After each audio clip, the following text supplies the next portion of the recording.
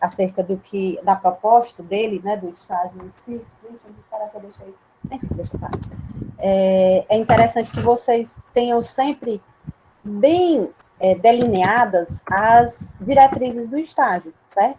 Porque a partir delas, com base nelas, vocês terão segurança para desenvolver esse estágio em literatura, certo? Ou já estão finalizando, né? Se for o caso daqueles que estão finalizando. Então, a gente vai ver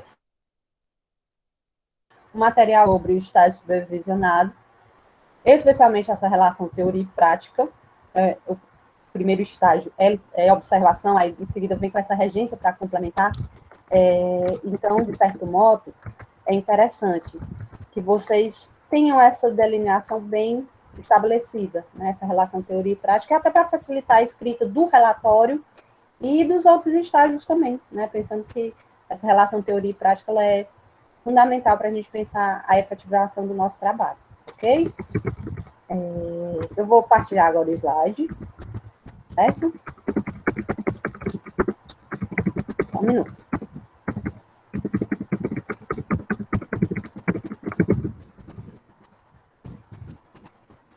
Slide. Pronto, eu abri aqui. Aí vocês me orientem se eu fizer errado, certo?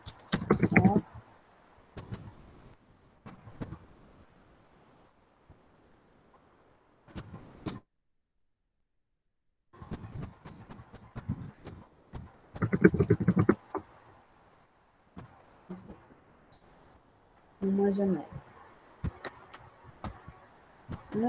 Ele é muito parecido com o Zoom.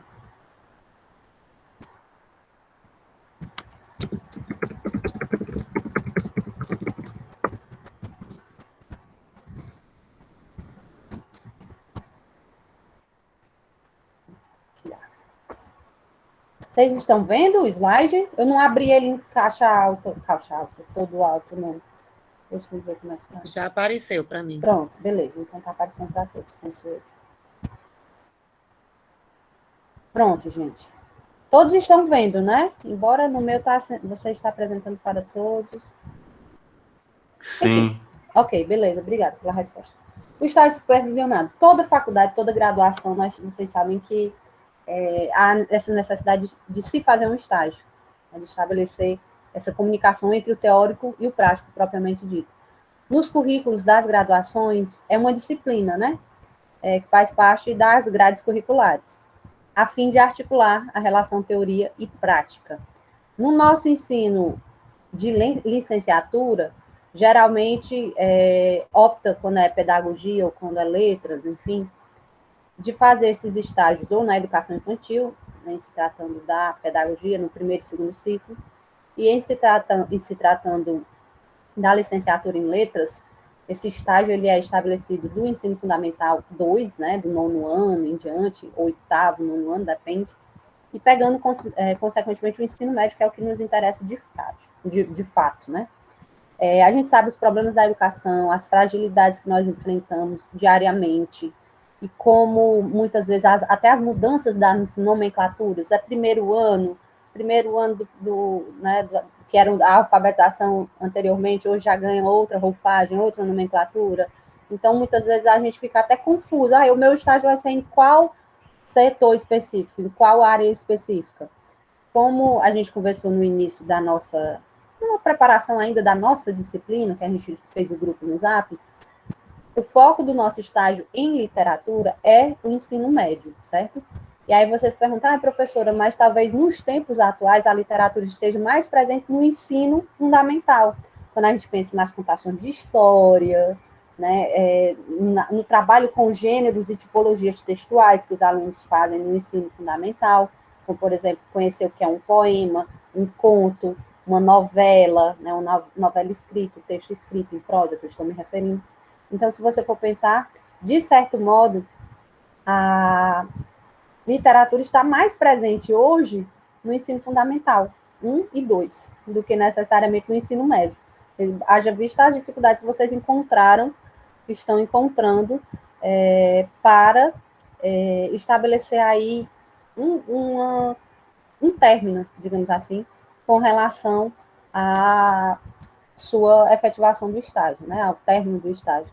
Então, muitas vezes, os nossos problemas, a fragilidade da educação, ainda mais nesses tempos pandêmicos, nem todo mundo tem acesso a uma internet legal, há uma desigualdade muito grande também, social, histórica, cultural, né? Enfim, às vezes os alunos não têm o acesso legal à internet e às vezes não ligam as câmeras por vergonha, vergonha do local onde estão, às vezes estão no meio, né, da calçada ou num quartinho mais, enfim, as pessoas, elas acabam hoje em dia lidando, é a sociedade do espetáculo, e acabam tendo a ideia da comparação, né?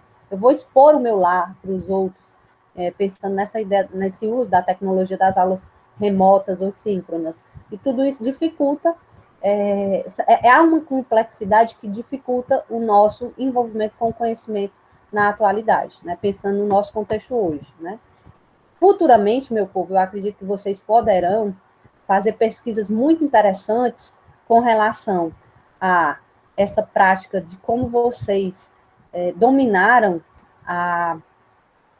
o exercício da graduação em sistema virtual e dos estágios nesse sistema remoto ou síncrono, né?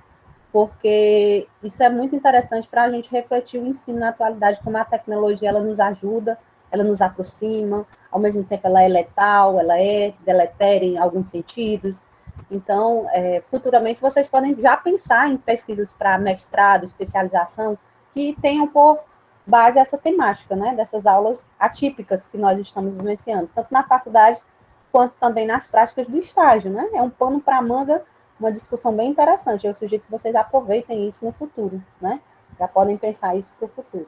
Bom, então, para se pensar o estágio, não estou falando com leigos, todos vocês têm uma noção específica, até porque escolheram esse curso, a gente lida com essa ideia de didática, metodologia do ensino. A metodologia do ensino, a prática em si do ensino e do estágio, ela varia, né, de acordo com o meu público-alvo. Se você vai fazer um concurso para o Estado ou para uma universidade pública, para o IFCE, o IFCE logo mais vai abrir vagas para concurso, né? E eu sugiro que vocês façam, todos nós precisamos fazer, até porque é muito bom ter a segurança de um emprego público. A gente tem que pensar na aula que nós vamos, a didática, né? Na aula didática que nós vamos ser avaliados por parte da banca, pensar nesse plano de aula, nessa metodologia de ensino, pensar no meu público-alvo. O tema da aula será o conto machadiano. Então, eu devo pensar quem é o meu público-alvo, como é que eu vou estabelecer para esse público um contato, uma dicção, um diálogo, uma aula dialogada interessante, segura. Afinal, eu estou sendo avaliado, mas, ao mesmo tempo, eu estou expondo com um pouco acerca de como é a minha prática didática, a minha praxis na sala de aula, né? Então, é fundamental para quando a gente vai executar uma atividade dessa natureza, estabelecer um plano, né? Um rigor com relação ao plano de aula e pensar nessa didática. Do mesmo modo, no estágio supervisionado, pensar acerca de como vocês vão elaborar, ou como já estão elaborando, essa narrativa, né? Essa aula, ou essas aulas que estão sendo acompanhadas pelo professor titular e, ao mesmo tempo, serão avaliadas por mim no texto final. Bom, adiante a gente tem aí algumas informações que não são, né, desconhecidas de ninguém com relação a essa ideia de estagiar. Estagiar acaba levando a nós um sentimento de insegurança e de angústia, né? Porque você estará lidando com pessoas, com uma sala de aula que não é sua, mas está emprestada a você. Você estará acompanhando alunos que não são seus, mas que estão confiando em vocês. Ontem o nosso fórum abriu, e hoje eu deixei, o nosso segundo fórum, eu deixei uma perguntinha bem legal que eu gostaria que vocês me respondessem para a gente debater tal qual como foi o primeiro fórum. Como é que os alunos das salas que vocês estão estagiando estão vendo vocês? Como professores já? Como intrusos? Como avaliadores? Né? Como inspetores? Como é que eles veem essa participação de uma terceira pessoa, de uma pessoa fora daquela relação aluno e professor? Né? Então, foi uma pergunta que eu fiz e eu gostaria que vocês refletissem, né? De modo que vocês se avaliassem também. Poxa, como é que eu estou me apresentando para essa galera? essa galera jovem que muitas vezes não se sente motivada a estar numa sala de aula presencial, avalia numa sala de aula virtual, né? Às vezes está lá com seu avatar e, na verdade, não está em sala de aula propriamente dita, está fazendo qualquer coisa, jogando videogame, assistindo uma série, mas não está ouvindo a interação na sala de aula, né? E então é interessante que vocês reflitam acerca disso. Essa angústia que nos prepara para o estágio é uma angústia que nós sentiremos sempre, nós professores que gostamos do que fazemos, que temos a vocação, que nos comprometemos com a educação, aquele friozinho, é o famoso frio na barriga. Como será que será a aula hoje? Será que eu me preparei adequadamente? Será que as pessoas vão gostar, de fato, do meu conteúdo? Enfim, essa angústia profissional é que faz com que nós melhoremos ao longo da nossa caminhada profissional. Eu digo isso em todas as profissões, porque quando a gente se acomoda, a gente acaba lidando com mais do mesmo. Essa aula já está pronta, eu vou só expor ali, seja o que Deus quiser, né? Ou então, eu já sei mesmo o conteúdo, você não se atualiza, você não se prepara, e aí você cria um certo rei na barriga, e a ideia de achar que, de certo modo, não precisa reler ou ler novos materiais, não precisa se atualizar, né? E acaba duvidando, às vezes, até da capacidade do teu aluno. Não, eu não vou passar esse texto porque é muito complexo, eles não vão entender, quando, na verdade, você está sendo leviano, preconceituoso, de duvidar da capacidade do outro, né? Então, o estágio, ele lida com essa angústia porque é a angústia da gente sempre estar buscando o novo. É até aquela ideia também, eu sempre gosto de comparar, quando a gente entra numa instituição nova, numa escola nova, independente de ser pública ou privada, nós, professores novos, não só pela questão da idade, mas sou professor novo naquela escola, você chega com gosto e gás, né? Eu vou utilizar algumas palavras coloquiais, expressões coloquiais, até para ficar mais fácil, né, a nossa conversa. Você chega com gosto e gás para dar uma aula, modificar a didática, estabelecer uma comunicação mais, pensa você, né, no caso, mais interessante com os alunos, e aí vem aquele professor mais velho e diz, não vai dar certo. Essa sala de aula aí é o terror da escola, da série, então ele acaba te frustrando, né, você como professor novo, que pensa em estabelecer uma outra ótica para aquela sua disciplina e para a sua realidade naquela escola, e aquele professor acaba muitas vezes te frustrando, né? Fazendo com que essa angústia ela se torne um comodismo, né? Algo muito, eu vou fazer assim, é o mínimo que eu posso fazer, então vou dar meu recado e acabou. Então é interessante que vocês estejam sempre atentos acerca de como é importante nós nos autoavaliarmos em se tratando dessa experiência do estágio e em se tratando da vida profissional, né? Que é muito bom você ter uma noção do que pode acontecer em sala de aula, mas necessariamente não saber conduzir como você imaginou que fosse, né? Uma aula é aquela ideia que eu falei para vocês, uma aula bem dada, você tem um plano, você executa esse plano, mas ela foge do seu controle, né? Especialmente porque a dinâmica da sala de aula é muito intensa, pode acontecer intervenções, né? Enfim, ou intervenções boas ou ruins também, né? Como eu falei, a dinâmica é muito atuante nesse sentido, que podem dificultar, sim, a comunicação em sala de aula, ou mesmo lançar uma outra perspectiva para aquilo que você pensou. Aqui a gente tem algumas opiniões acerca do estágio, como pesquisa, presente em alguns cursos, algumas graduações específicas, e uma ideia bem legal acerca de como, muitas vezes, nas graduações, essa distância entre a vida e o trabalho, ela acaba prejudicando os estudantes, os acadêmicos, né? Porque o estudante, ele idealiza como vai ser a sua vida pós-faculdade.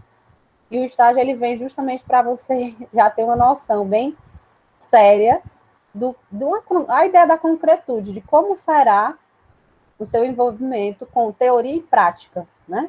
É aquela velha ideia. Na teoria, tudo vale tudo é muito lindo, tudo vale, né? Mas na prática nem tudo é lindo, nem tudo vale. O estágio serve justamente para você já amadurecer essa relação teoria e prática, em que, por exemplo, você prepara uma aula para a sétima série, para o primeiro ano do ensino médio, primeiro ano A. Primeiro ano B, você vai dar a mesma aula. No primeiro ano A, você dá uma aula excelente. No primeiro ano B, essa mesma aula não funciona. Aí a questão de você rever a sua prática, rever o conteúdo, muitas vezes até, e, consequentemente, se autoavaliar para lançar uma outra perspectiva eficaz, né, na condução dessa dinâmica da sala de aula. Bom, é interessante pensar que o estágio, ele está envolto muitas vezes, ele faz parte do currículo da graduação, muitas vezes não, ele faz parte, e também ele faz parte das instituições, das políticas governamentais, até porque para você formar um docente, como é o nosso caso, você precisa lidar com essa relação teoria e prática, não pode ficar só no plano do discurso, a praxis é importante, né? O Pimenta é um estudioso que questiona muitas vezes as condições em que a escola pública oferece o espaço para a nossa reflexão, para a nossa ação coletiva acerca do estágio, né? Ele lança para a gente alguns questionamentos, as dificuldades, ele toca nessas questões bem maçantes, até que a gente até já conhece e tudo mais, mas, assim, ele lança o olhar acerca dessas dificuldades e limitações, que muitas vezes elas nascem na formação inicial dos professores e vão para a formação continuada, ou seja, para a pós-graduação e até para a prática efetiva, né? Por isso que, às vezes, a gente tem um professor que ele é muito teórico e ele não entende nada de prática. Isso pensando na graduação, né? Por exemplo, o professor fulano de tal, da disciplina Literatura Portuguesa 2, ele é um excelente, tem vários artigos publicados, é um excelente docente do ponto de vista da teoria, mas quando ele vem dar aula no polo de Oroz, parece que a didática dele não é tão suficiente, né? Não é tão interessante. Por quê? Porque muitas vezes na formação inicial, ou seja, na graduação, ele só se embasou ou então, eu não gosto de culpar ele, mas, digamos assim, a instituição lançou mais perspectivas de estudo, ou deu mais ênfase nesses estudos para a questão teórica, a didática, a prática, não foi de fato algo mencionado ao longo dessa caminhada da formação, nem inicial, nem continuada, nem na graduação, nem na pós-graduação. Isso acontece demais, né? De você ver assim, o fulano escreve tanto artigo, publica tanto, só que quando ele vem dar aula para a gente não compreende o que ele diz, ou então destoa um pouco, tem alguma coisa, uma conta que não fecha, né? E hoje em dia as graduações e as pós, elas se preocupam muito com essa relação de formação inicial e continuada, privilegiando uma prática. Por exemplo, eu tinha colegas na minha época de mestrado que iam apresentar seminários com 35, 47 slides. É humanamente impossível você dar aula com desse tanto de slide, né? Ou você promover uma interação com os alunos só apresentando e lendo, muitas vezes. Quando você dialoga com slide, ainda vai. Mas quando você só lê aquele conteúdo, né, se torna extremamente maçante. Então, é interessante que a gente sempre use para as nossas práticas acadêmicas, profissionais, essa ideia da reflexão na ação, da reflexão na prática. Eu preciso pensar e refletir acerca de como eu estou fazendo, de como eu estou conduzindo a minha vida, né? Especialmente a minha vida profissional. Especialmente porque eu vou mudando, a cada ano eu vou mudando a minha prática, a cada ano eu vou desenvolvendo uma melhor relação entre teoria e prática, certo?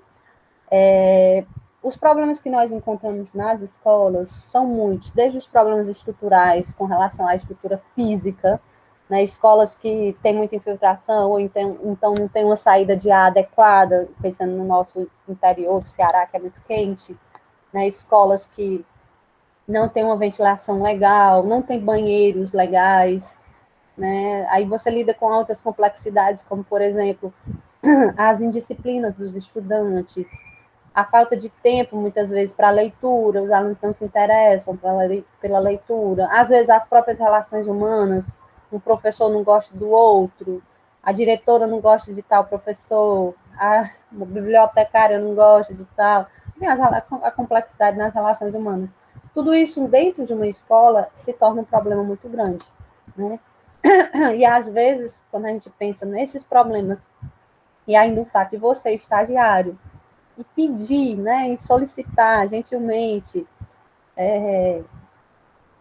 o espaço naquela sala de aula para você atuar no seu estágio de regência, se torna ainda mais complexo, né, participar dessas dificuldades, desses problemas. Haja visto que nós também temos a questão burocrática, né, as agências de estágio, que muitas vezes têm as suas burocracias que acabam emperrando o fato do andamento da condução do estágio, entre N fatores que acabam complicando essa nossa atuação em sala de aula, pensando nesse momento, né?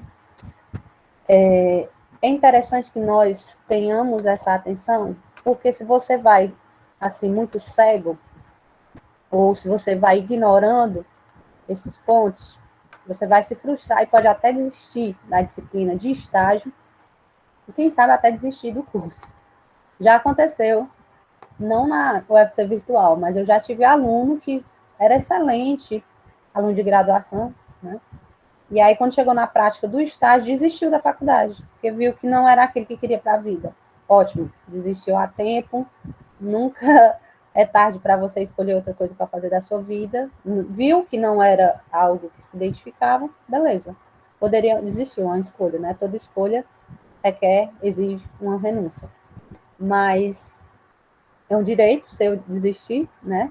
Mas, assim, se você tem uma aptidão, uma vocação, gosta de literatura, de língua inglesa ou da linguística propriamente dita, né, eu considero que você deve levar até o final, até porque esses problemas vocês encontrarão, problemas de falta de informação, de estrutura e etc., vocês encontrarão em toda e qualquer graduação, em toda e qualquer profissão, né, esses problemas que envolvem relações humanas e até problemas estruturais. Na justiça tem problema, a área da saúde com a medicina, nós observamos muitos problemas. Então, há de se ter cuidado com relação a essa complexidade, né, que envolve essa relação teoria e prática, especialmente para os tempos de hoje, né, pensando mais especificamente nas aulas, né, remotas e síncronas que nós estamos vivenciando. Nessa complexidade também, né? Liga ou não a câmera, responde ou não a mensagem no WhatsApp, fez ou não a tarefa, né? Isso tudo vai impactar na sua percepção de como é a complexidade de estar dentro de uma sala de aula, mesmo nesse ambiente virtual, né? Que eu gosto sempre de frisar, não é a mesma coisa de uma interação na sala de aula presencial. A sala de aula presencial a gente pode olhar no olho, né? A gente pode tirar a dúvida tete a tete. Aqui, no máximo, você liga uma câmera e, às vezes, você tem a ideia de que o aluno não está ali de fato, né? E quando ele responde está, você, às vezes, até se espanta. Então, é outra configuração. O estágio, por isso que eu digo, esse momento do estágio de vocês servirá bastante para uma futura pesquisa acadêmica, né? Essas aulas que ficaram gravadas, que vocês poderão rever, a própria atuação na condução aí das atividades, né? Elas servirão de um bom objeto de pesquisa futuro, penso eu, para todos nós, especialmente para vocês, né? Que estarão atrelados aí, estão, né, envolvidos e estarão atrelados a uma possível pergunta, uma possível participação nesse sentido. Bom, aqui algumas questões com relação aos pontos fortes que favorecem aí a própria dinâmica do estágio e tudo mais. E em seguida não, ao final eu vou colocar para vocês esse material aí no nosso solar, tá bom? No meu portfólio. É só para a gente pensar de como o estágio ele é fundamental, né? Ele é fundamental para toda e qualquer profissão, porque ele vai fazer com que nós pensemos essa relação teoria e prática, que é fundamental para toda profissão, né? Como eu mencionei na nossa aula introdutória, nossa pauta se torna mais desafiadora porque nós estamos na sala de aula o tempo todo, nós professores, a gente só muda a configuração de aluno, a gente vai deve ganhar aptidão para estar em sala de aula como professor. Então, de certo modo, para nós é mais confortável, mas quando muda a configuração se torna mais desafiador, digamos assim, né? Então, há de se pensar nesse sentido, né? O estágio, ele é constantemente atrelado, ó, tudo isso que eu estou falando, gente, já serve como uma boa base para a introdução do relatório de vocês, né? Então, aproveitem essa aula também para pensar no relatório, na escrita do relatório, que é o que é mais interessante. O estágio, ele é sempre apresentado como um rito de iniciação profissional. Eu sempre costumo dizer que o estágio é uma situação simulada. Você está simulando ali uma situação, um domínio de uma sala de aula que não é sua, né? É como se você estivesse aprendendo a dirigir, você está dominando um carro que não é seu. Está aprendendo a dominar, na verdade, um carro que não é seu. E o estágio é mais ou menos utiliza dessa metáfora também. Você está guiando ali uma sala que não é sua, um instrumento que não é seu. Seria uma estratégia de profissionalização? Seria, de fato, um conhecimento da realidade? Um momento de colocar na prática a teoria? Né? Um treinamento? O que seria o estágio? Né? São questionamentos que são interessantes para a gente tentar definir essa situação simulada de uma prática docente. Se você for pensar, todos nós já fomos professores na vida, né? Remetendo ao poema. Mas, em algum momento, nós somos professores. Somos professores dos filhos, dos tios, dos primos, ou às vezes dos pais, né? Quando a gente ensina alguma coisa. Mas, assim, o estágio, ele é uma preparação que vai nos garantir uma segurança a mais, ou mesmo a ideia de que você não vai pisar em ovos, você não estará pisando num território desconhecido, digamos assim. Existe uma diferenciação de concepção acerca do estágio. E essa diferenciação acaba criando duas nomenclaturas específicas, ou duas classificações específicas para o estágio, né? A primeira é o estágio como um rito profissional, e a segunda é o estágio como componente curricular, como uma disciplina, né? Essa ideia do estágio como rito profissional, como uma ação atrelada à profissão, ele vai te inserir no campo de trabalho, ou seja, é quando consiste naquela atividade que, eu estou estagiando na escola tal e recebendo uma remuneração, eu estou estagiando na biblioteca, ou eu estou fazendo administração de empresas, eu estou trabalhando na secretaria ou na coordenação da educação física da faculdade, da UVA ou da UFC, eu estou recebendo, né, uma remuneração para isso. Isso é um estágio profissional. Ou outro exemplo, eu estou fazendo direito na faculdade, na Universidade Federal do Ceará. Surgiu um estágio para mim no Ministério Público e eu estou recebendo por isso. Esse é o estágio profissional, em que você vai ter esse contato com a profissão recebendo especificamente. E também há o estágio com uma ideia de especialização, um treinamento. Né? Às vezes você está perto de terminar a faculdade, aí surge uma oportunidade de fazer um curso a mais, algo para te ajudar na tua formação. É o estágio como uma espécie de treinamento, de uma especialização, de um curso. Né? O estágio como componente curricular é esse que nós estamos fazendo, que se baseia na formação do aluno, é a disciplina da faculdade que se preocupa com a sua formação. É também um campo que vai, né, fortalecer o seu campo de atuação e terá como base o objeto de investigação que você busca, né, o tempo todo se desenvolver, seja na área da língua portuguesa, seja na área da literatura especificamente. O Pimenta e o Gonçalves são dois autores que sempre estarão atrelados ao conteúdo de estágio. Eles falaram sempre acerca das finalidades do estágio, como, por exemplo, propiciar ao aluno a aproximação da realidade que atuará. Para os tempos de hoje, há uma necessidade de redefinir o estágio, pensar a sua realidade, especialmente levando em consideração a nossa conjuntura atual, né? Essa ideia das aulas remotas e tudo mais. É interessante que quando nós executemos ou estivermos executando a nossa prática em sala de aula, pensemos o tipo de professor que eu quero ser. ou o tipo de professor que eu quero não ser, que eu me esforçarei para não ser, né? A gente costuma entender que nós somos fruto das reproduções ou dos professores que tivemos, né? Dos modelos dos bons professores que tivemos. Aí, às vezes, você diz assim, eu não gostava do professor fulano de tal por causa disso. Você se vê fazendo a mesma coisa do professor fulano de tal. Eu tinha um professor na graduação que ele dava aula com um caderninho amarelo. As folhas amarelas, o caderno amarelo não, as folhas amarelas. Parece que o caderno era da graduação dele. Ele dava aula ainda com um material bem antigo.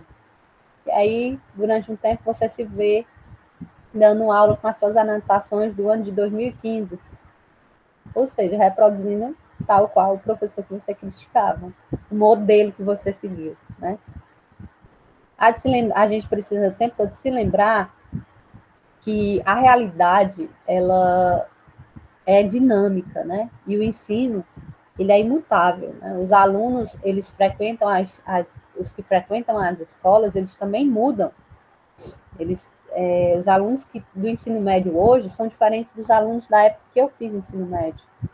E serão, né? É natural, é a ideia da geração que vai mudando, superando as outras em expectativa, em dinâmica.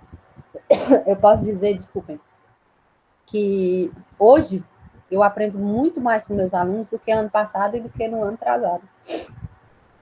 Os alunos dos tempos de hoje têm muito a nos ensinar de uma maneira bem mais ativa, né, do que se a gente for pensar há tempos atrás.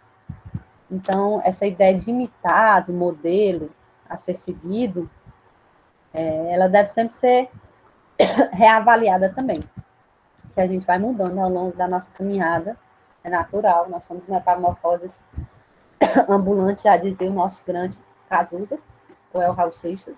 O Raul, né? É Raul, cadê?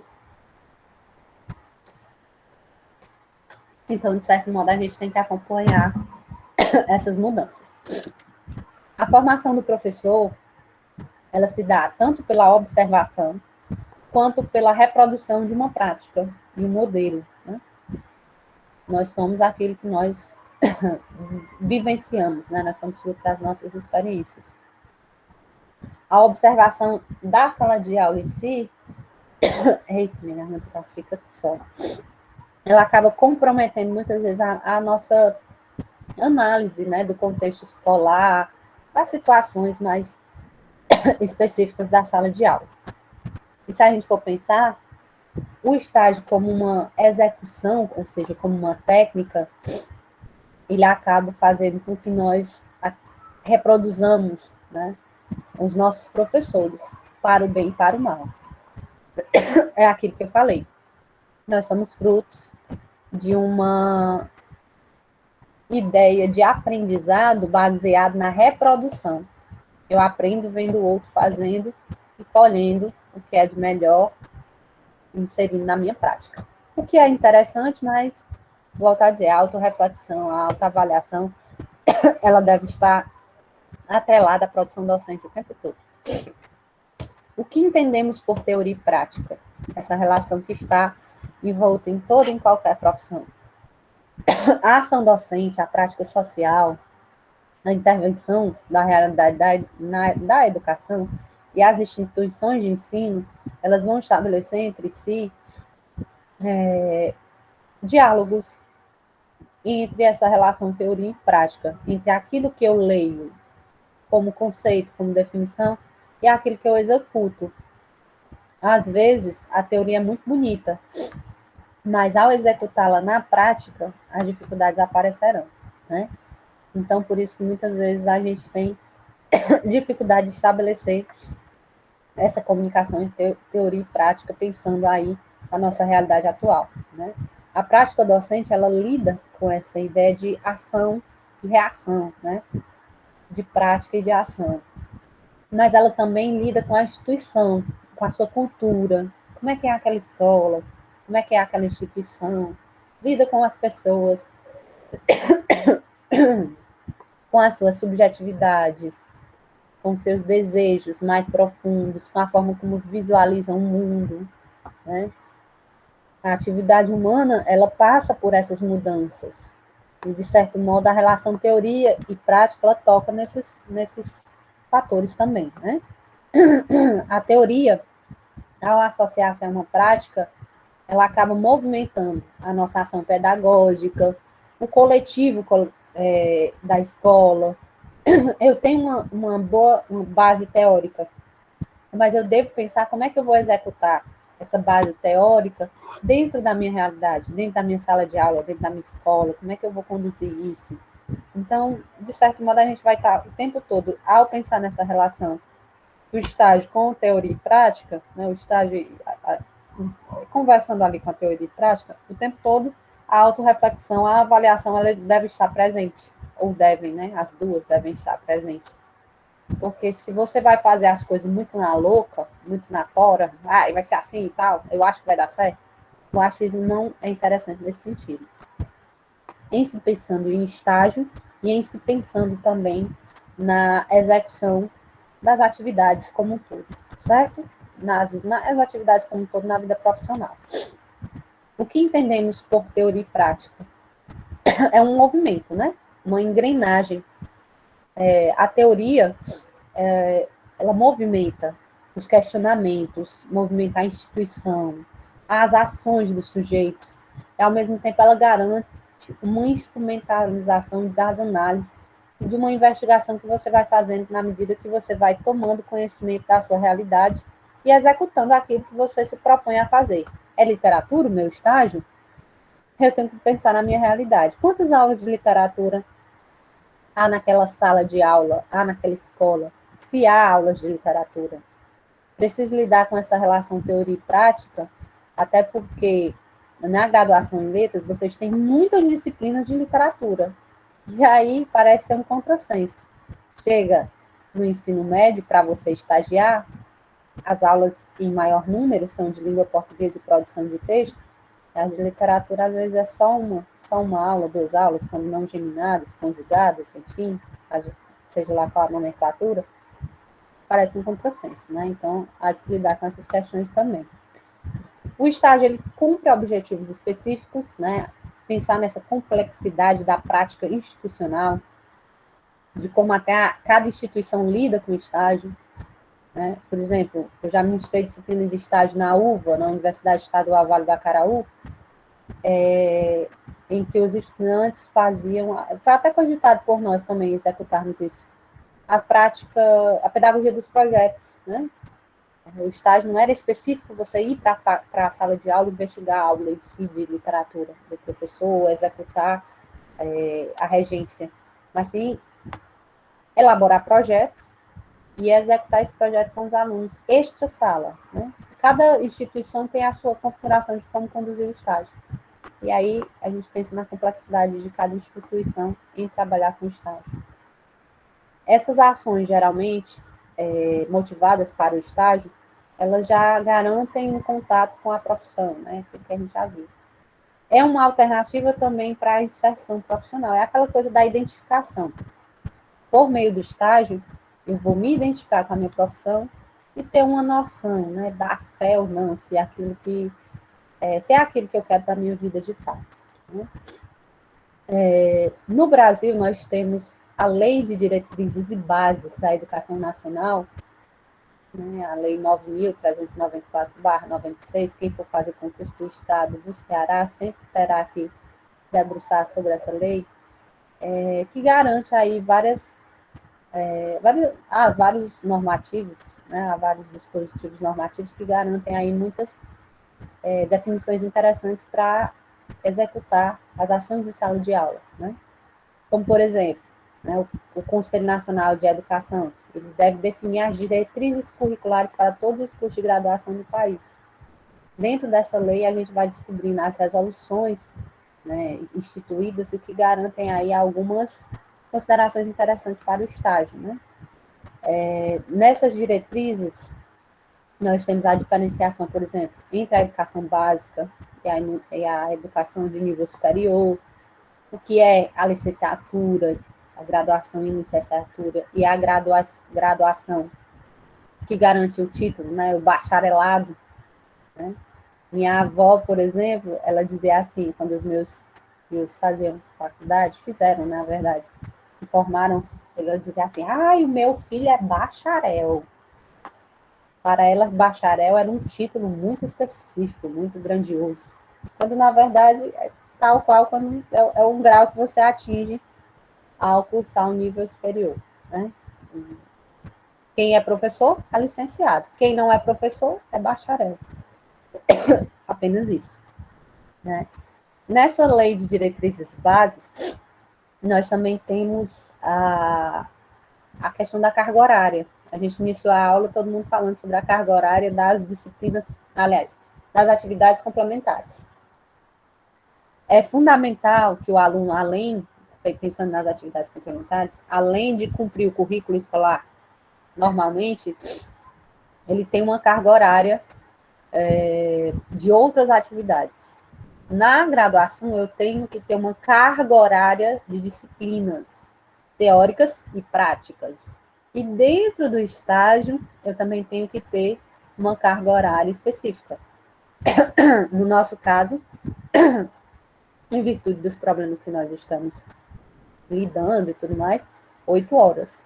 8 horas de regência, de atuação, de sala de aula e tudo mais. É necessário porque tudo isso vai complementar e fazer parte da graduação, da nossa formação, né, no ensino superior. Sem essas questões, nós teremos problemas. O fundamento, ou pelo menos não colaremos grau, né? Sem essas execuções nem de atividade complementar, nem de estágio, você não cola grau. Os fundamentos da formação dos professores. O ensino, ele visa, né, a aprendizagem do aluno, né, e também do professor. Né? Quando a gente pensa no slogan da Unifor, ensinando e aprendendo, a gente começa a entender que o professor ele aprende mais quando ensina, né? Por mais que você tenha a teoria, quando você vai executar essa teoria com sujeitos, com pessoas, você acaba aprendendo muito mais do que ensinando. O acolhimento e o tratamento, ou o trato à diversidade, né? Recentemente nós tivemos o dia que se comemora não é o orgulho, não sei o nome, mas é o da É o diversidade. orgulho, É o orgulho professora. mesmo, né? É o orgulho da LGBTA, eu não lembro da outra sigla. LGBTQIA+. QIA+, pronto. Dia da diversidade. Dia da diversidade, era isso que eu fiquei na dúvida se eu falava orgulho LGBTQI+, enfim. Eu sempre erro as últimas Mas siglas. estão interligados, tem uma Mas relação aí, né? pronto, eu não me equivoquei, maravilha. Mas é o exemplo que eu ia dar. Essa ideia da diversidade, ela deve ser acolhida pelo ensino.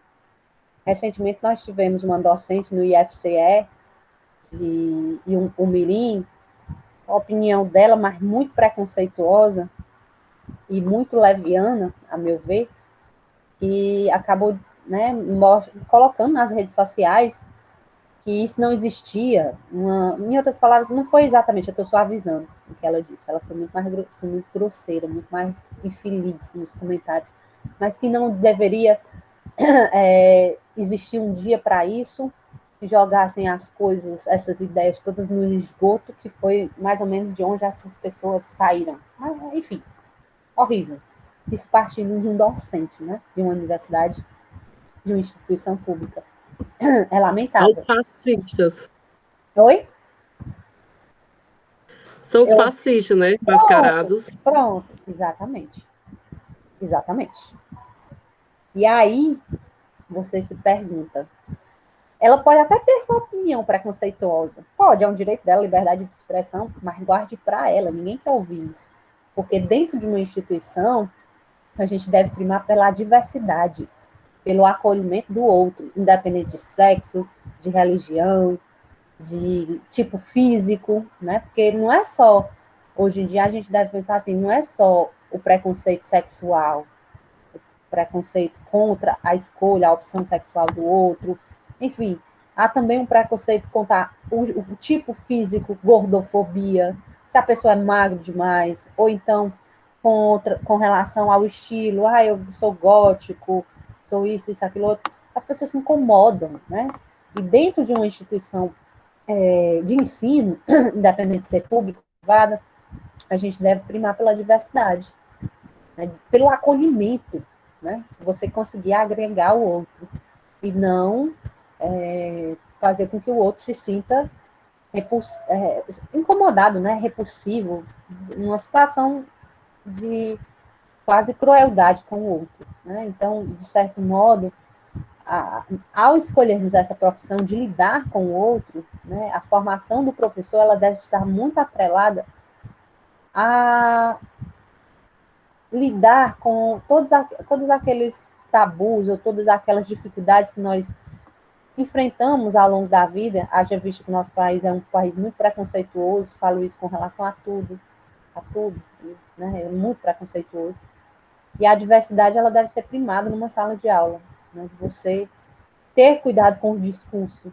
você ter cuidado com o outro, ter cuidado na condução do seu conhecimento, do seu conteúdo que vai promover um conhecimento, né? Então, se você não lida com a diversidade em sala de aula, ou se você tem algum problema com relação a isso, você deve mudar de profissão, que é o lugar mais heterogêneo é uma sala de aula, assim como a praia, por exemplo, né? Então, na formação de um professor, é muito importante que você tenha o tempo todo o acolhimento, a ideia do acolhimento do outro, né? De você saber agregar as pessoas e não excluí-las, né? Afinal, a gente... Professora Margarida, se a senhora me Sim, permite a fala. sim, à Não, vontade.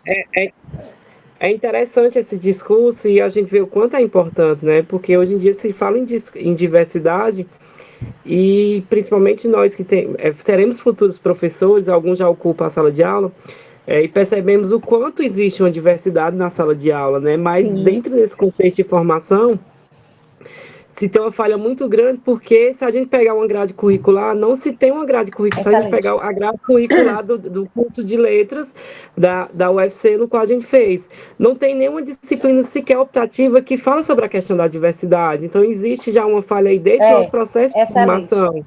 Excelente o que você Entende? Então, disse. assim, se há uma necessidade de revisar a grade curricular, de revisar o currículo e que comece a oferecer disciplinas que voltem para isso, certo? Tanto que essa questão desse é um processo, uma barreira que a gente vai quebrando por isso, né? Eu falo por experiência, por ter sido um aluno gay, por ter sido um aluno afeminado, então, querendo ou não, isso me afetou bastante, porque eu não tive Certo. professores que souberam lidar com minhas diferenças. Então, tudo isso afetou no meu processo de Excelente. aprendizagem, afetou no meu processo de ensino. Então, hoje, quando eu começo a olhar e começo a perceber, tem uma grande falha dentro do currículo, então é algo que precisa ser discutido, é algo que precisa ser melhorado, para que quando a gente assuma e quando a gente começa a observar as diferenças em sala de aula, a gente não aponte como um erro, e sim dizer, fazer esse processo de acolhimento, como você vem falando, né? Então, assim, hoje eu já Excelente. eu consigo entrar para uma sala de aula e lidar com a diferença e já ter pensamento diferenciado, dizer assim, eu sofri, mas eu não quero que meus alunos sofram o que eu sofri. Então Excelente. eu já entro com essa mudança, mesmo que o meu curso de formação não me ofereceu uma disciplina para mim poder entender sobre essa diversidade. Eu, por si só, tentei buscar compreender o que é essa diversidade, por entender o que é esse sujeito diferente no qual eu me sentia, né? Então, existe essa falha dentro do nosso próprio currículo. Excelente o teu comentário. A tua fala é muito importante, porque em vez de agregar, o que a gente observa? A teoria, ela acaba afastando. Você foi aprender por si só, você mencionou isso, porque você teve essa sensibilidade.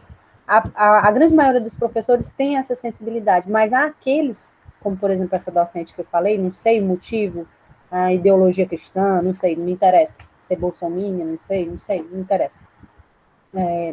Longe de falar assim, acerca dessas questões políticas, mas acabamos tendo que falar, mas esse posicionamento preconceituoso, de dificultar o acolhimento com o aluno, né? A diversidade não é só a de orientação, de opção sexual, mas é a diversidade de cor, a diversidade com relação a gostos, né? Enfim, ao tipo, ao corpo, a diversidade racial, né? Nós somos um país e que nós temos a miscigenação nua e crua. A gente não pode dizer que é brasileiro, branco ou preto. Nós somos miscigenados. Nós temos, nós somos uma raça misturada. Nós somos negro, índio, nós somos europeu ao mesmo tempo. Né? Então, de certo modo, essa ideia dessa pauta, ela é uma lacuna muito grande no currículo e faz com que nós, professores, nos afastemos dos alunos quando chegamos na sala de aula e acabemos nos preocupando, e acabemos nos preocupando o tempo todo com a teoria, enquanto que a teoria sem a prática, ela não funciona. O que adianta eu falar, por exemplo, trazer um texto do Caio Fernando Abreu, ou para falar, por exemplo, sobre a questão da orientação sexual, enfim, e se eu não sei conduzir isso de uma maneira delicada, sensível, ou eu jogo um texto aleatório para tocar, né, utilizar a literatura, por exemplo, como um tema transversal, se eu não me preparo adequadamente, o currículo da minha formação inicial não me preparou adequadamente, eu posso me frustrar e acabar, né, atingindo um efeito prejudicial para a condução daquele conteúdo e daquela temática que eu gostaria, que poderia ser melhor aproveitada e que eu gostaria de ter executado em sala de aula. É importantíssimo esse discurso, né? A diversidade hoje na sala de aula, ela aparece o tempo todo, entre inúmeros aspectos. Lógico que você não vai dar conta de lidar com todas as complexidades humanas dentro de uma sala de aula com 40, 50 alunos. Mas se você tivesse sensibilidade de percepção, de agudeza, de gentileza, de sensibilidade, certamente você conseguirá fazer um trabalho dentro do que se espera para uma boa formação de professor. Né? Fazer essa atividade de uma maneira cultural, enriquecedora e contribuindo para a formação humana. Né? O nosso papel é de construtores de uma formação intelectual e formando para a vida também. Né? Então, é importante, é uma pauta importantíssima, necessária para os tempos atuais, ainda mais como a gente está falando aí, esses discursos fascistas, as pessoas não têm mais medo de falar, de abrir boca e dizer eu sou preconceituoso com isso, aquilo, outro, mostrar a ignorância, né? Porque o que é o preconceito é a ignorância. Então, as pessoas não são ignorantes, eu falo, enfim, hoje a internet virou uma terra sem dono, as pessoas vão lá, atacam, fazem bullying, fazem, né, comentários maldosos, acabam com a saúde mental da pessoa que está atrás, muitas vezes hackers que se escondem e atacam, machucam. E imaginem isso um ataque desse para um estudante que está se descobrindo, está descobrindo a orientação sexual, está se descobrindo como ser humano, né? Apresenta uma dificuldade, sofreu bullying, né? Apresenta uma deficiência, sofreu um bullying, né? Apresenta um problema em casa, sofreu uma falta de compreensão da escola, da instituição. Então, tudo isso se torna mais complexo ainda e mais difícil. Lógico que nós, professores, não vamos dar conta de tudo, mas a gente pode ajudar, né, de alguma forma. Se a gente pensar que depois dos pais, a escola e os professores em si são as pessoas que mais estão perto desses estudantes, o nosso papel é muito fundamental, né? É muito delicado na condução dessas dinâmicas, né? De formar o outro, nos formar ajudando a formar o outro.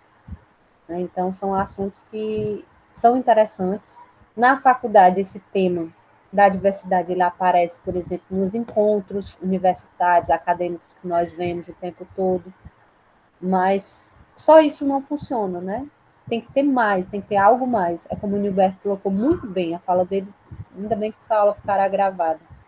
É muito importante que nós tenhamos disciplinas optativas e outros recursos para que nós possamos, né, discutir esses temas, nos tornar mais sensíveis, professores mais sensíveis, mais reflexivos. Não quero dizer que sejamos professores bobos, que aceitam tudo, porque também tem isso. Eu não posso ser o professor bonzinho. O professor bonzinho, ele não é bonzinho de fato na boca dos alunos. Ele é tipo como professor bobo. Eu não posso ser esse tipo de professor. Eu tenho que ter o rigor, tenho que ter a disciplina, tenho que ser o exemplo, mas eu também tenho que ser flexível e reflexivo. Opa, até onde eu posso deixar ou abrir uma exceção para esse aluno? Eu posso deixar ele ir até que ponto? Né? Essa relação, meus alunos de graduação, na faculdade que eu trabalho, eles são bem novos, às vezes 17 anos. Eles saem 16, 17, saem do ensino médio, já entram logo na graduação. E muitos me chamam de tia. A primeira coisa que eu falo, eu não sou tia de vocês. Eu não sou irmã nem do pai, nem da mãe, nem de ninguém. Nós não temos grau de parentesco. Nós temos aqui uma relação profissional. Eu sou professora, certo? Eu me chamo de professora, Margarida, meu nome. Mas essa ideia do tia ainda é permitido no ensino fundamental, porque a criança ela tem essa ideia de que a escola é uma continuação, muitas vezes, da casa e da família, da instituição família. Tanto é que muitos pais até tiram a sua responsabilidade e jogam para a escola. Né? Levam a sério essa máxima. Mas, assim, o que eu citando esse exemplo, essa relação profissional ela é importante, né, para a formação humana desses estudantes. Porque vocês sabem que o mundo é cruel. Se eu for achar que todo mundo é tio ou tia, todo mundo é da minha família, eu vou crescer num mundo utópico. E as pessoas não são boas o tempo todo. Nem da nossa família as pessoas são tão boas, né? Imaginem as que nós encontramos no dia a dia. Então, essa relação deve ser uma relação boa, saudável, mas tirando essa ideia do parentesco, de que é algo muito afetuoso. Eu posso ser afetuoso como professor, mas sem ser, sem estar atrelado àquela ideia do adjetivo bom. Fulano é um bom professor, um professor tão bonzinho. Cuidado, esses adjetivos qualitativos positivos demais para um professor pode ser um problema, né? Ainda mais para os tempos de hoje. Bom, voltando aí ao nosso discurso, para eu não me alongar tanto, mas muito interessante o teu comentário, Humberto, louvo bastante. A formação dos professores, ela também toca em alguns outros pontos interessantes, como a prática investigativa, a ideia que eu falei, de sempre estar se autoavaliando, refletindo, a elaboração e a execução de projetos no desenvolvimento dos conteúdos curriculares, né, projetos extra sala de aula, ou mesmo na sala de aula, o uso de tecnologia de informação na comunicação. A pandemia veio para dar um sacode nessa ideia do uso da tecnologia da sala de aula. Eu, por exemplo, meu povo, vou falar por mim, um exemplo muito particular. Eu sempre gostei de livro físico, né? O livro mesmo. E nunca gostei de ler no computador, enfim. Mas com a pandemia, senti necessidade de cada vez mais estar lendo no computador e até no Kindle, né? Eu comprei um Kindle, ganhei, aliás, um Kindle, e aí comecei a desenvolver a leitura na tela, né? Que difere da leitura do físico, do livro físico, mas que acabou sendo necessário em virtude desse mundo tecnológico de facilitar muitas vezes a comunicação, né? Por exemplo, passar o WhatsApp para aluno, conversar com o aluno sobre o conteúdo teórico via WhatsApp, como vocês estão fazendo aí no estágio, quase assessorando os alunos, né? Em tempo real, muitas vezes. E o aluno, você não sabe a hora que ele vai fazer a tarefa. Às vezes ele vai fazer a tarefa 10 horas da noite, tu já está no teu descanso.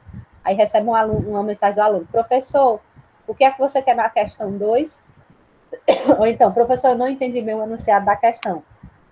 Aí você tem duas opções: ignorar a resposta, não dar a resposta para o aluno imediatamente, deixar para responder só amanhã. Só que aí você pensa assim: poxa, talvez é o horário que esse aluno tem para fazer a questão, para responder. Às vezes o celular é um para a família toda. Ele só pegou um celular naquele momento, que foi o momento que liberaram o celular, alguém, e ele está fazendo a atividade. Se eu não responder agora, eu vou responder só amanhã, talvez ele nem vai responder a atividade. Então, muitas vezes, com essa pandemia, nós, professores, acabamos trabalhando muito mais, desenvolvendo mais a atividade, e vocês, nessa prática do estágio de acompanhamento quase em tempo real dos alunos, devem estar passando por isso também, né? Atentando para essa importância da tecnologia nos tempos atuais, especialmente na educação. É uma outra configuração. Nós não seremos os mesmos depois dessa pandemia.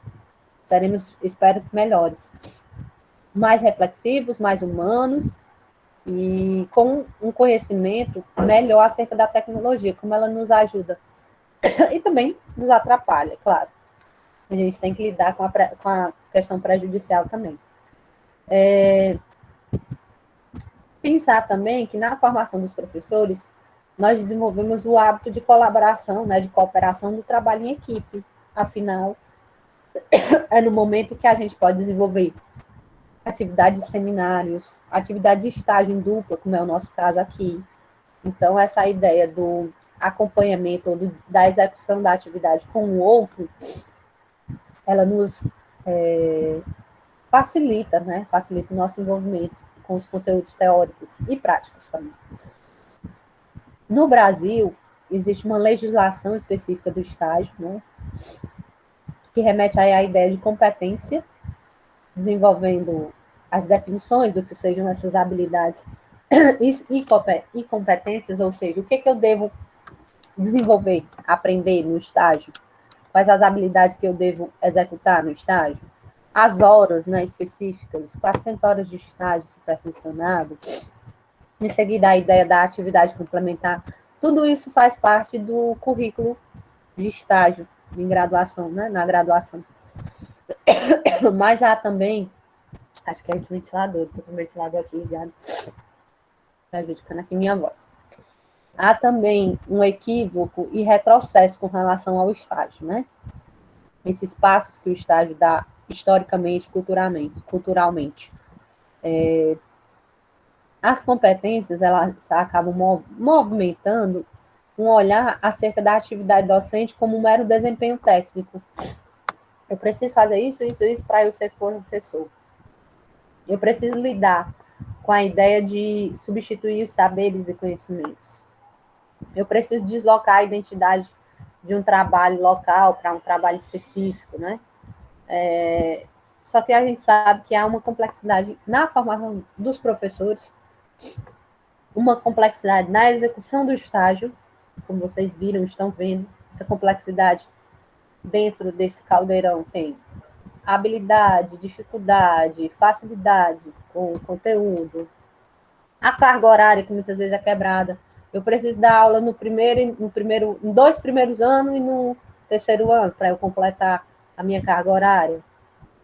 O estágio, que muitas vezes está mais atrelado com a ideia de um acompanhamento dos alunos, ou então há também, não sei se é o caso de vocês, pode até acontecer de encontrar pessoas que passem por isso, mas há, por exemplo, estudantes que fazem estágio e se tornam quase escravos, eu espero que não seja o caso de vocês, do professor titular, certo?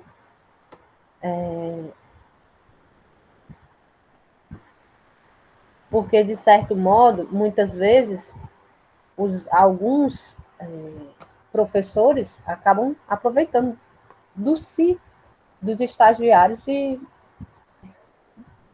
quase como abandonando a disciplina e deixando o estagiário à mercê de resolver tudo. Espero que não seja o caso de vocês, né? E há também um fato bem interessante, que é nem a teoria e nem a prática, né? Às vezes acontece que você está numa sala de aula e nem lida com a teoria de fato, nem lida com a prática.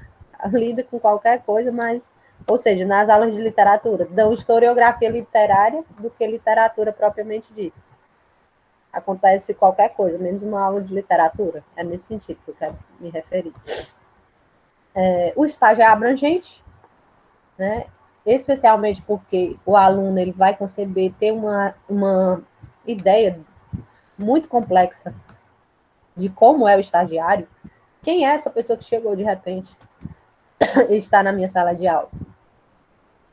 E ele acaba também sendo complexo o estágio porque ele lida com essa realidade diferente da universidade e da escola, né? Uma complementa a outra, mas são realidades diferentes. E há uma necessidade de compreensão dos limites entre um e outro, né? Entre uma instituição e outra. Então, é interessante que a gente pense aí o estágio e as suas competências, habilidades, dificuldades para os tempos atuais, né? Essa aula é mais para vocês pensarem, né, refletirem e servir já de base para a introdução do relatório final de todos, ok? Para finalizar, eu deixo aqui um pensamento do Pimenta, que diz assim, ó: o estágio, ao contrário do que se propugnava, não é uma atividade prática, mas é teórica, instrumentalizadora da praxis docente, entendida esta como atividade de transformação da realidade. Então, se a gente for pensar, de certo modo, o estágio ele vai nos ajudar a transformar a realidade, né?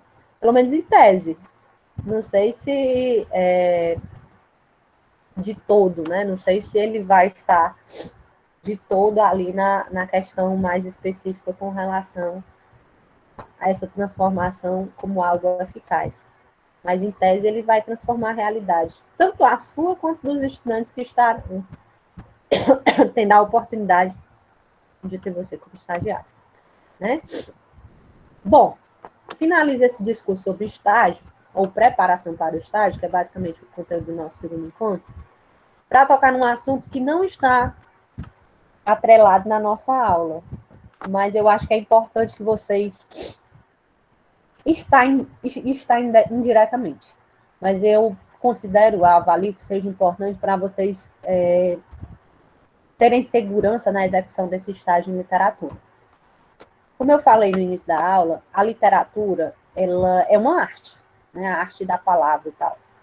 Ela deixa de ser arte, por exemplo, de todo, quando ela entra como uma disciplina, ou seja, quando ela entra como um componente curricular no ensino, ou mesmo na graduação, se a gente pensar assim. O que é o ensino de literatura? Pensa no ensino de literatura no âmbito do ensino médio, a historiografia literária. Você estuda história e não especificamente literatura. É qualquer coisa, menos literatura. Porque a literatura é arte. Como é que você vai ensinar arte para alguém? Você pode lançar as diretrizes de se compreender e se estudar a arte, né? É nesse sentido. Bom, a literatura ela surge como componente curricular por meio, mais ou menos, do ano de 1862, com o uso, com a chegada desse livro chamado Curso de Literatura Nacional, escrito pelo Cônego Fernandes Pinheiro. A literatura ela sempre foi elitista e ela esteve atrelada à ideia da retórica e da poética, ou seja, gostar de literatura geralmente só era apto para as pessoas que tinham uma boa oratória, uma boa retórica, ou seja, gostavam do falar exagerado, né? Mas ela também esteve atrelada, como componente curricular, como disciplina, a ideia de período, periodização. Por isso, quando você pega um livro didático, por exemplo, o romantismo começa no século XVIII com a publicação da obra tal, e vai até o final do século, início do século XIX, com a finalização, a publicação daquela obra que inicia o realismo. Essa ideia do pêndulo, né, do período, começa em tal e termina em tal, é muito marcante quando a gente pensa, por exemplo, a literatura brasileira, né? Em muitos livros, como História da Literatura Brasileira, o Compêndio de História da Literatura Brasileira trouxeram como pêndulo, como ideia de que a literatura brasileira se fixa por épocas, por etapas e tal. No século XIX e XX, esse livro, Antologia Nacional, do Carlos Laet e Fausto Barreto, lançaram um outro olhar para a literatura como um componente curricular, ainda atrelada à historiografia, mas de uma maneira mais suave, digamos assim. Outras obras que acabaram remetendo a literatura, especialmente no Brasil, como um componente curricular ainda atrelado à história, foram História da Literatura Brasileira, Formação da Literatura Brasileira do Cândido, e História Concisa da Literatura Brasileira. Mas essas obras, elas tiveram como ponto fulcral a historiografia, a história literária, atrelada ao ensino de literatura, já preocupado com uma outra vertente. Como é que se ensina literatura? Numa sala de aula do ensino médio, que às vezes os alunos não gostam de leitura. nunca nem ouviram falar em Machado de Assis, por exemplo, né? Ou se ouviram, foi algo muito supérfluo, né? A gente pensa também que nessa condução nós podemos visualizar alguns problemas com relação a isso, em virtude dessa característica que se usou muito tempo da literatura como algo elitista, ligado à retórica, né? E às vezes até algo muito solto, porque se você for pensar, historicamente falando, só em 1962, no Brasil, que a disciplina Teoria da Literatura adentrou nos currículos de letras. Aí você se pergunta, e como é que os professores formados anteriormente entendiam a literatura como arte? Como é que ela se transforma da arte para o componente curricular se não existia essa disciplina, a teoria da literatura? Né? Algo que, ou seja, houve uma falha no ensino. A gente pode pensar, essa falha com relação à diversidade, houve essa falha com relação ao próprio conteúdo de teoria da literatura. Por isso, talvez, eu estou criando hipóteses, a gente chega no ensino médio atual, a gente tem qualquer coisa, menos uma aula de literatura. Em 4 aulas na semana de língua portuguesa, você tem uma ou nenhuma aula de literatura. Porque a literatura, quando ela se transforma em componente curricular, ela ganha uma outra roupagem negativa, como algo difícil, ou algo que parte apenas do plano da fantasia, da imaginação, sem importância. Ou difícil, né? Quando não é sem importância, é difícil. Isso foi um problema, é um problema, e, de certo modo, numa aula de literatura, até na graduação, dependendo do professor, você tem qualquer coisa menos uma aula de literatura, você tem uma aula de metanarrativa ou metaliteratura. Você fala da literatura, mas por meio do discurso e não usa a literatura em sala de aula. Ou seja, a presença do texto fica só no plano da abstração, né?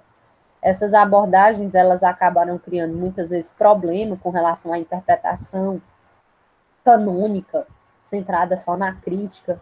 Por isso que, às vezes, um aluno lê um conto, isso eu estou falando até em graduação, isso, mas na graduação que isso acontece, em letras. Um aluno lê um conto e não se sente seguro com a sua interpretação, o que ele faz? Ele joga no Google artigo sobre o conto O Enfermeiro, de Machado de Assis. Hoje eu estou bem machadiano, só tendo uns exemplos com Machado. Mas o que eu gostaria de dizer com isso? O aluno não confia na sua interpretação.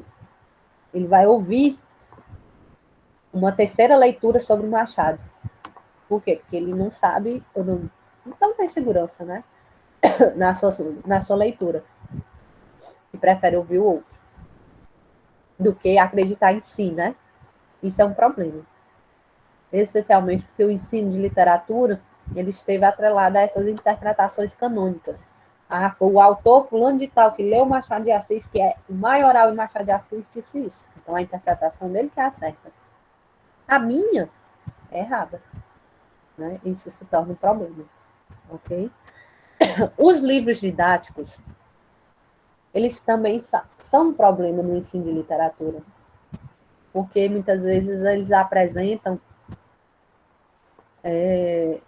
geralmente fragmentos de contos, de poemas, que se adequam ao estilo da crítica e não necessariamente a uma instigação para motivar o aluno à leitura.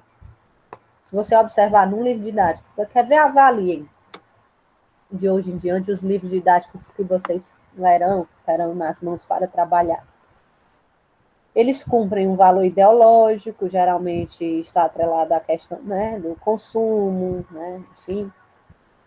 E geralmente as atividades elas estão envoltas com perguntas, questionários, listas, né, lista de leitura e tal. O viés historicista, que permaneceu durante muito tempo no ensino, até 1980. E nos livros didáticos, se você observar até hoje, ainda tem muito livro didático prima pelo viés historicista, e em se tratando de literatura, é muito raso, né? É muito vago o conteúdo, aquilo que a abordagem do literário deveria ter de uma maneira mais geral. Houve uma mudança, certo, dos anos 80 para cá, metade dos anos 80, início dos 90, com relação ao perfil profissional do aluno de letras, de pensar especificamente uma formação de professores com um arcabouço cultural mais avantajado. E em se tratando de professor de literatura, eu entendi isso que fulano que gosta de ler é porque tem tempo, né? Então ele faz parte de uma elite cultural ou de uma elite social. Eu tenho tempo para a leitura, eu sou quase como um desocupado, né? No mundo capitalista como hoje, há tempos, né? Quando, na verdade, esse arcabouço cultural lança mão para a gente pensar acerca de como é importante para a formação de um profissional em letras o uso da atividade de leitura, especialmente a atividade da leitura artística. O professor de literatura ou o professor que está lecionando disciplinas artísticas, ele deve ler o máximo de textos artísticos, saber assistir bem a séries, a filmes, né, a contemplar, ter o hábito de contemplar pinturas, de visitação a museus, enfim, de lidar com a arte e suas, né, de não ser preconceituoso, mencionando aqui a nossa pauta, voltando ali para os temas transversais e tudo mais. Então, o professor dessas vertentes, ele tem por base essa, digamos assim, esse arcabouço intelectual, cultural, com bastante, né, sensibilidade, com bastante conteúdo. Para os tempos de hoje, o professor ele tem uma figura muito mais desafiadora, ainda ligada à ideia de competência. Se eu sou professor de literatura, eu entendo de literatura, eu gosto de ler livros, eu gosto de apreciar filmes, né?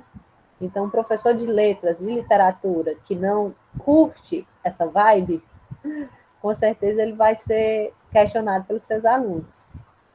Ele vai ser avaliado pelos alunos de um ponto de vista negativo. O professor ele deve ser capaz de transmitir o sentido político da educação. E o professor de literatura, o sentido político, social e cultural da literatura.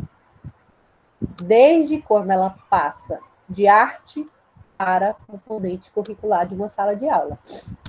Se eu sou professor daquela escola, eu devo reivindicar quantas aulas para a literatura, conversar com a direção, como é que eu vou conduzir isso, até porque o que está envolto, muitas vezes, para os tempos atuais, é a preparação para o Enem, para o vestibular. E aí você chega no Enem e no vestibular os textos são enormes, você tem que avaliar aqueles textos, ler, compreender. E como é que se compreende se o aluno só lê ou não lê, né? Só lê textos técnicos, ou então ele não lê nada de arte, né? A arte vai te levar a pensar, a refletir, né? A arte não é fácil. Então, de certo modo, volto a dizer, é uma contradição no ensino.